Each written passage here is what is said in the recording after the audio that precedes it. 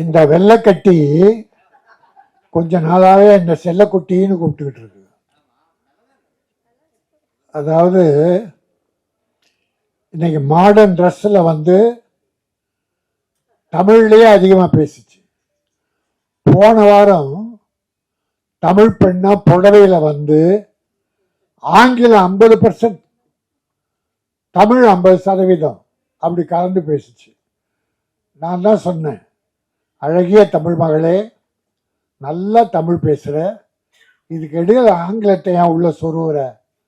தமிழ் பேசு, தேவையான 1-2 ஆங்கிலம் பேசலாம், தப்பில்லை.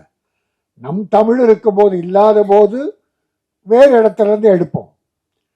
அதனால் இன்னைக்கு ஏறக்குறைய 90-90% தமிழ்லே பேசியிருக்க. உனக்கு என்னுடைய பாராட்டுக்கள். தமிழ் புடவையோடு வா, இன்னும் அழகா இருப்ப. தமிழ் மகளா, அழகிய மகளா இருப்ப. இப்ப லீச் புக் சினிமா தயாரித்துள்ள லீச் நம்முடைய அனுப் ரத்னா ப்ரொடியூசர் அண்ட் ஹீரோ. அவர் கதாநாயகன் நடித்திருக்காரு, அவர் தயார் பண்ணியிருக்கார். இசையமைப்பாளர் கிரண் ஜோஷி. 3 பாட்டு நல்லாவே இருந்தது, ரொம்ப நல்லா பண்ணியிருந்தார். நம்முடைய இந்த மேடையை அலங்கரித்தவர் நிஜாம்,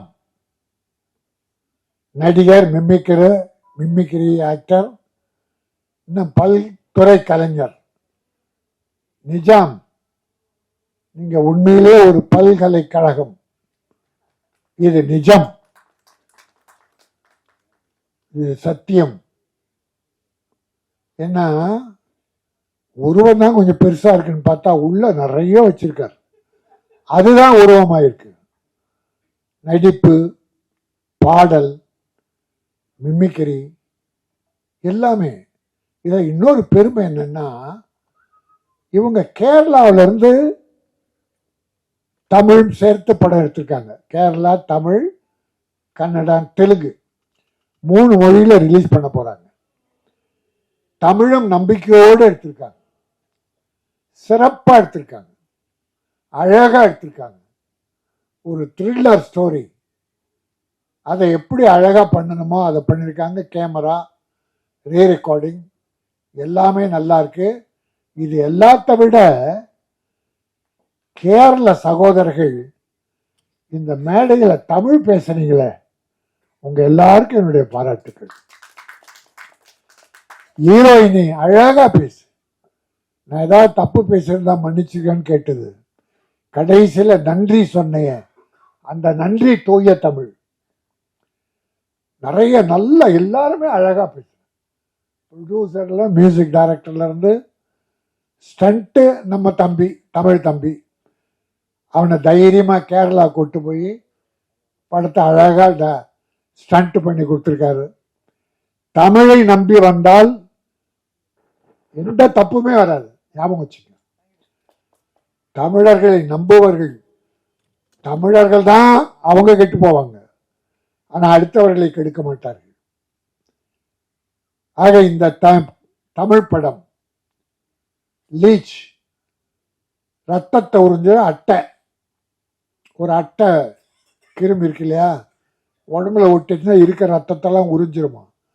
அதே போல இன்னைக்கு சமுதாயத்தில் உள்ள அரசியல்வாதிகள், அதிகாரிகள், பெரும் பெரும் கோட்டீஸ்வரர்கள் ஏழைகளின் ரத்தத்தை உறிஞ்சுகிறார்கள். ஏழைகளை ஏழைகளாக வைத்திருக்கிறார்கள். கோட்டீஸ்வரன் ஏறிக்கொண்டே போகிறான். இன்னைக்கு இந்தியாவில் இருக்க 3வது பணக்காரன் பார்த்தா, உலகத்திலே 3வது பணக்காரன் யாருன்னு பார்த்தா உங்களுக்கு தெரியும். நம்ம அரசியல் வேண்டாம், ஆனா திட்டமிட்டு ஒரு குடும்பத்தையே உலக பணக்காரனாக்கி இருக்கிறாங்க. ஏழைகளை இன்னும் ஏழை ஆக்கிட்டே இருக்காங்க. ஆக இந்த அட்டை உறிஞ்ச ரத்தம் மாதிரிதான் ஏழைகள் 80 கோடி பேருக்கு உணவு 5 கிலோ அரிசி இனமா தரேன்றாங்க. ஏன் கொடுக்குற? 75 வருஷம் ஆச்சு சுதந்திரமாகி, இன்னும் ஏன் 5 கிலோ கொடுக்குற? அவன் உழைச்சி பிழைக்க வேலை வாய்ப்பு கொடுக்க வேண்டியதானே. வேலை செய்து பிழைக்கணுமே தவிர குடும்பத்தை காப்பாற்றணும். ஆனா அடுத்தவன் ரத்தத்தை உறிஞ்சுகிற அட்டைகள் இருக்கிற காரணத்தால் ஏழைகள் ஏழைகளாகவே போய் கொண்டிருக்கிறார். ஆக இன்றைக்கு இந்தியாவிலே அது நிறைய பேசு பொருளாகி இருக்கிறது. எல்லாருமே உணர்ந்திருக்கிறார்கள். ஆகவே அருமை சகோதரர்களே, அடுத்தவர்களை வாழ வைப்போம். நாம் வாழுவோம், அடுத்தவர்களையும் வாழ வைப்போம். நான் ஒரு சில விஷயம் சொல்லுவேன். ஆத்மா, புண்ணியாத்மா, மகாத்மா. ஆத்மா நமக்குள்ளே இருக்கிறது. நாம் நல்லா இருக்கணும், நம் குடும்பம் நல்லா இருக்கணும் என்று உழைத்து பிழைத்து குடும்பத்தை காப்பாற்றுற ஆத்மாவுக்கு சொந்தக்காரன். இன்னொரு கேட்டகரி, நாம நல்லா இருக்கணும், நல்லா இருந்து அடுத்தவங்களே வாழ வைக்கணும், மற்றவங்கள வாழணும். நாம் சம்பாதித்ததில் நம் குடும்பத்துக்கு வைத்துக்கொண்டு மற்றவர்களை உதவி செய்யணும். அவன் புண்ணியாத்மா. ஆத்மா புண்ணியாத்மா. இன்னொரு கேட்டகரி தான் அற்புதம். நான் வாழணும்னு அவசியம் இல்லை, என் குடும்பத்தை பற்றி எனக்கு கவலை இல்லை, ஆனால் பிறர் வாழ வேண்டும் அப்படி நினைக்கிற தெய்வங்கள் மகாத்மா. மகாத்மா காந்தி இந்தியாவுக்காக வாழ்ந்தார், அவர் உலக மகானார். அன்னை தெரேசா உலகத்துக்காக வாழ்ந்த தாய். அன்னை தெரேசா கல்யாணம் ஆகியிருந்தா ஒரு 2 குழந்தைகளுக்கு தாயா இருக்கலாம். ஆனால் கல்யாணம் செய்து கொள்ளாமல் கருவுறாமல் பிற குழந்தைகள் எல்லாம் உலக மக்களை காப்பாற்றினார்களே, அதனாலே அவர் உலக தாயானாள். பெருந்தலைவர் காமராஜ் தன் தாயை கூட கவனிக்காமல், தன் உறவுகளை கவனிக்காமல் தமிழக மக்கள் இந்திய மக்களை காப்பாற்றினாரே, அவர் மகாத்மா. நம்முடைய அப்துல் கலாம் தன் குடும்பம் பாராது, இந்திய மக்கள் உயர வேண்டும், உலகம் உயர வேண்டும் என்று பாடுபட்டாரே, அந்த அப்துல் கலாம் மகாத்மா. நான் இதை சொல்வதன் மூலம் எல்லாருமே மகாத்மா ஆக முடியாது, புண்ணியாத்மா ஆகலாம். நாமும் வாழ்ந்து நம் குழந்தைகளை குடும்பத்தை காப்பாற்றி மற்ற பொருளில் மிஞ்சுகிற பொருளில் பிறருக்கு உதவி செய்து அந்த குடும்பத்தையும் காப்பாற்றினால் புண்ணியாத்மா ஆகலாம். அதுதான் மனித பிறவி. இன்றைக்கு சினிமா எப்படி இருக்கிறது? தமிழ் சினிமா என்றால் நொந்து போயிருக்கிறது, வெந்து போயிருக்கிறது. சின்ன ப்ரொடியூசர் மட்டுமல்ல, மிகப்பெரிய கம்பெனிகள் எல்லாம் சிரமத்தில் ஆழ்கிறார்கள், பொருளாதார சிரமத்தில் ஆழ்கிறார்கள். பெரிய கம்பெனிகள் எல்லாம் தோல்விகளை தழுவி கொண்டிருக்கிறது. இந்த கார்பரேட் கம்பெனிகள் வந்துதான் தமிழ் சினிமா மிக மோசமான நிலைக்கு போவதற்கு காரணமே கார்பரேட் கம்பெனி என்பது உண்மை. இந்த சம்பளத்தை ஏற்றி ஏற்றி ஏற்றி அவங்க தான் சின்ன ப்ரொடியூசர் கூட பிழைக்காம பண்ணிட்டாங்க. இது எல்லாத்த விட கொடுமை என்னன்னா, தமிழ் சினிமாவின் தலைமகன், உலக நடிகர்களுக்கெல்லாம் தலைவன்,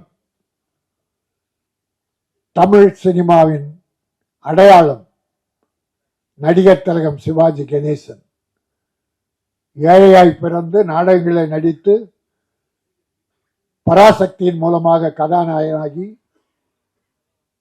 உலக நடிகனாக உயர்ந்து காட்டியவர். பேருங்க அண்ணா சொன்னார், தென்னாட்டு மார்லன் பிராண்டோ. ஆனால் தென்னாட்டு பிராண்டோல இவர்தான் உலக நடிகர், அப்புறம்தான் பிராண்டோ எல்லாம். அப்படிப்பட்ட உழைத்தால் உழைத்து உழைத்து தமிழை நடிப்பை உலகத்துக்கு எடுத்து காட்டிய அந்த சிவாஜி கணேசன் வீடு இப்பொழுது ஏலம் போவதற்கு நோட்டீஸ் ஒட்டப்பட்டு விட்டது. கோர்ட்டில் இருந்து ஆர்டர் வந்து விட்டது. இந்த சினிமாவில் ஒற்றுமை இருந்தால், அது யாரோ பேர பிள்ளையோ பிள்ளைகள் இருக்காது, பேர பிள்ளை ஏதோ படம் எடுத்தாரு, 3 கோடி கடன் வாங்கியிருக்காரு, 3 கோடி கடன், படம் ரிலீஸ் ஆகல, பணத்தை திருப்பி கொடுக்கல, வட்டி ஏறி ஏறி அது 9 கோடிக்கு மேல போயிருக்கு. ஏறும், வட்டிக்கு வாங்கினா ஏறதான் செய்யும், நம்ம அவங்கள குறை சொல்ல. ஆனால் அது சிவாஜி கணேசன் யார் பேரம் பண்ணானோ யார் பண்ணாங்க, நடிகர் திலகம் சிவாஜி கணேசன். கலைஞரால் சிவாஜியா, சிவாஜியால் கலைஞரா, முத்தமிழறிஞரா என்ற கேள்விகள் எழுதுவதெல்லாம் சிவாஜியால் கலைஞர், கலைஞரால் சிவாஜி. முத்தமிழறிஞர் எழுதிய வசனத்தை பேசி சிவாஜி புகழ் பெற்றார். புகழ் அந்த வசனங்களை சிவாஜி நடித்ததாலே, பேசியதாலே முத்தமிழறிஞர் கலைஞர் பெயர் பெற்றார் என்று ஒருவர் ஒரு போட்டி. உயிர் நண்பர்கள். அவருடைய வீடு இன்றைக்கு ஏலம் என்கிற போது யாரால் எதனால் என்பதை பார்ப்பதை விட தமிழ் நடிகர்கள், ஹீரோக்கள் மனசு வச்சா 10 பேர் ஒன்னா சேர்ந்து கொஞ்சம் பணம் போட்டு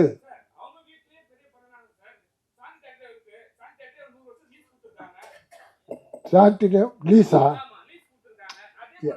இல்ல இல்ல நானு இல்ல இல்ல இல்ல இல்ல இல்ல தம்பி விளக்கம் சொல்றாரு, எனக்கு தெரியாது தம்பி, தப்பு இல்லை, இல்ல இருக்கட்டும், எனக்கு தெரியல. நான் ஒரு வேண்டுகோளா வைக்கிறேன் சிவாஜிக்காக. அது என்ன வழி இருக்கும்?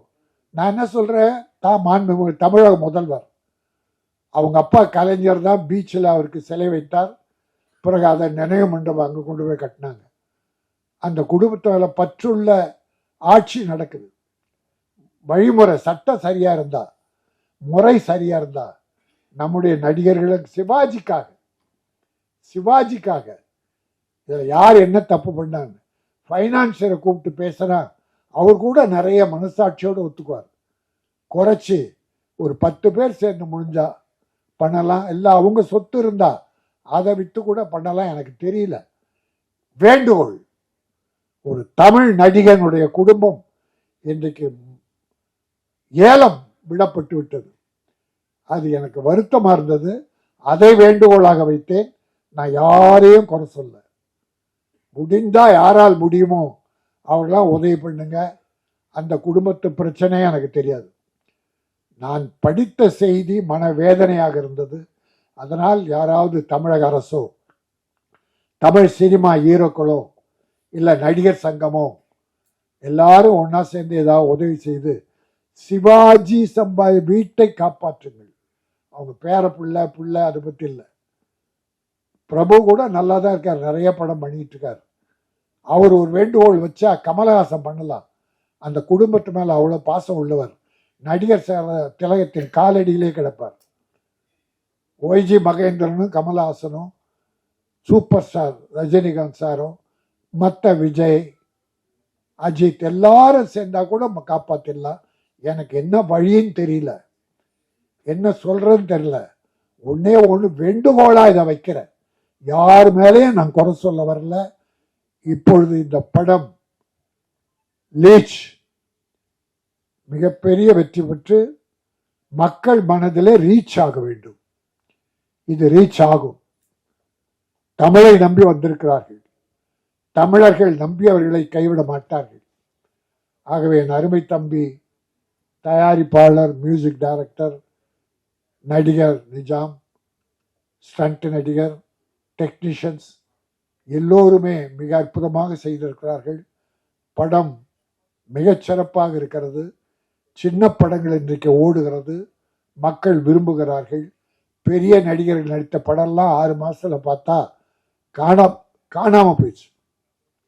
சின்ன படங்கள் 10-15 படங்கள் இந்த ஆண்டிலே சென்ற ஆண்டு வெற்றி பெற்றிருக்கிறது. ஆக படம் ரிலீஸ் ஆன பிறகுதான் இது சின்ன படமா பெரிய படமானே தெரியுது. மக்கள் முடிவு பண்றாங்க. அதனால் இந்த லீச் இங்கே தமிழக மக்கள் உங்களை ஆதரிப்பார்கள். எங்கள் பத்திரிகை சகோதரர்கள், ஊடக நண்பர்கள் சிறப்பா எழுதுவாங்க. ஒரு மதுரையில் ஒரு ஹோட்டல்ல எழுதி போட்டிருந்தாங்க, ஒரு போர்டு எழுதி போட்டிருந்தாங்க, இங்கே சாப்பிட வருபவர்கள் சாப்பிட்ட பின்னாலே உணவு நன்றாக இருந்தால் எங்களிடம் சொல்லுங்கள். நல்லா பண்ணியிருக்கப்பா, ஹோட்டல் நல்ல ஹோட்டல்ப்பா, நல்ல சாப்பாடுப்பா. எங்களிடம் குறை இருந்தால் மன்னிக்க வேண்டும். சாப்பிட்டு ஏதாவது உணவு உப்பு இல்லை, காரம் இல்லை, குறை இருந்தால் எங்களிடம் சொல்லுங்கள். சாப்பாடு நல்லா இருந்தால் வெளியே சொல்லுங்கள். சாப்பாடு நல்லா இருக்குமா அந்த ஹோட்டலில், நல்லா பண்ணியிருக்காங்க, ஃபர்ஸ்ட் கிளாஸ் என்று வெளியே சொல்லுங்கள். நல்லா இல்லைன்னா எங்ககிட்ட சொல்லுங்க, கேஷியர் கிட்டப்பா இது நல்லா இல்லை மாற்றிக்க சொல்லுங்க என்று ஒரு போர்டு எழுதியதை படித்து ஆச்சரியப்பட்டு, அதே போல என் சகோதரர்களே, நல்லா இருக்கிறத கொஞ்சம் நல்லா எழுதுங்க. குறை எழுதலாம், குறை எழுதணும், அதை குறைவா எழுதும். அதுவும் சின்ன படங்களுக்கு கொஞ்சம் குறைச்சே எழுதலாம், பெரிய படங்களுக்கு நல்லாவே எழுதுங்க. நன்றி, வணக்கம்.